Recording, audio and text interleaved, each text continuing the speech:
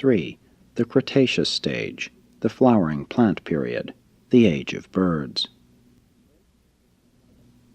The Great Cretaceous period derives its name from the predominance of the prolific chalk-making foraminifers in the seas.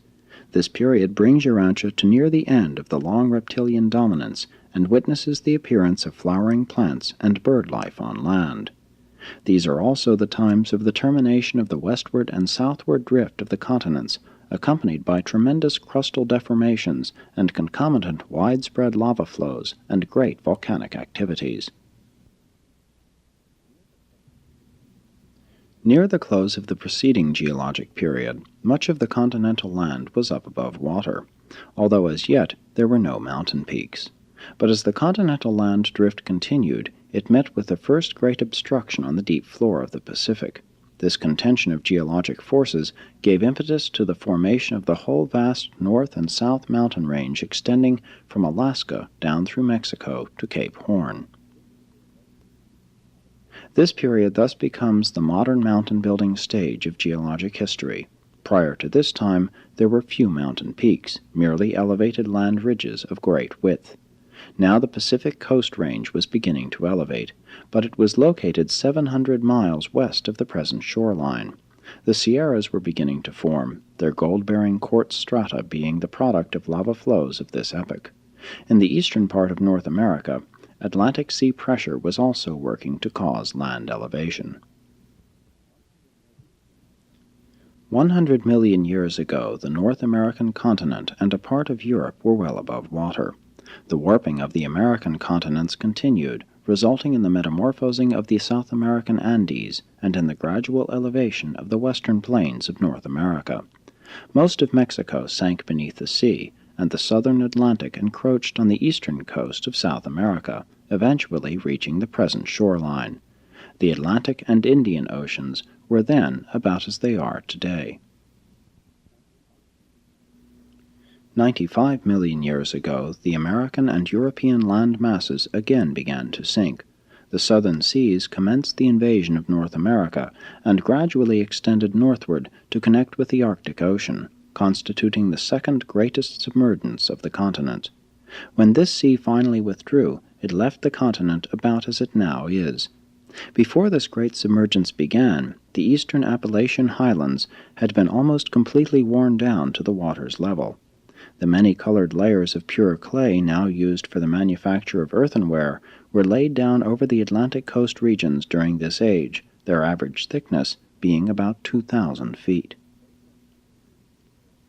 Great volcanic actions occurred south of the Alps and along the line of the present California Coast Range mountains.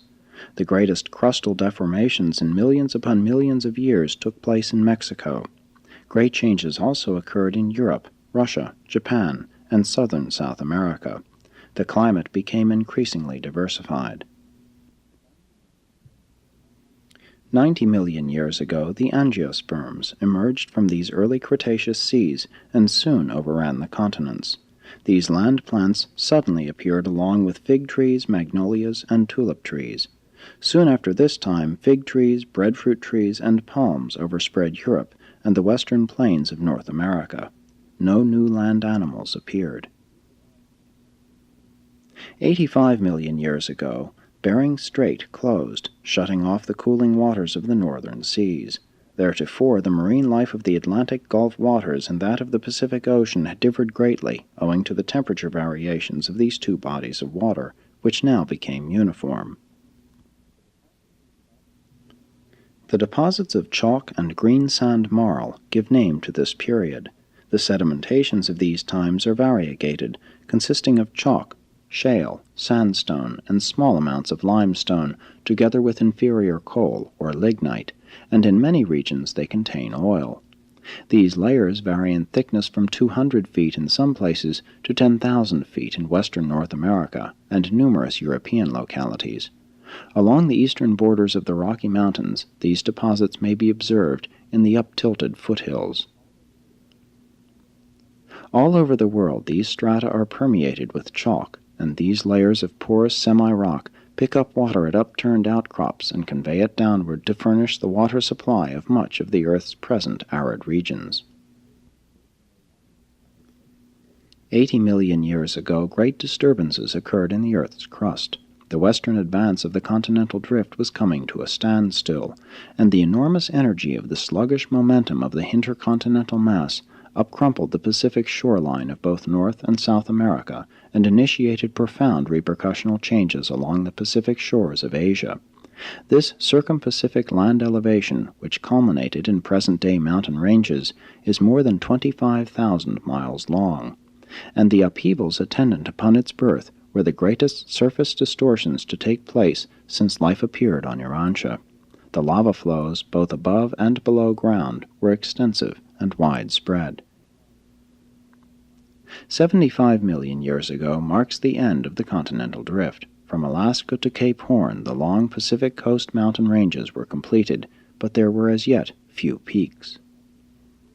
The backthrust of the halted continental drift continued the elevation of the western plains of North America, while in the east the worn-down Appalachian Mountains of the Atlantic coast region were projected straight up, with little or no tilting.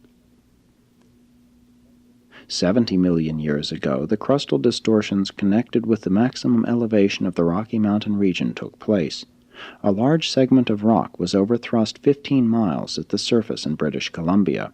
Here the Cambrian rocks are obliquely thrust out over the Cretaceous layers. On the eastern slope of the Rocky Mountains, near the Canadian border, there was another spectacular overthrust. Here may be found the pre-life stone layers shoved out over the then recent Cretaceous deposits. This was an age of volcanic activity all over the world, giving rise to numerous small isolated volcanic cones. Submarine volcanoes broke out in the submerged Himalayan region.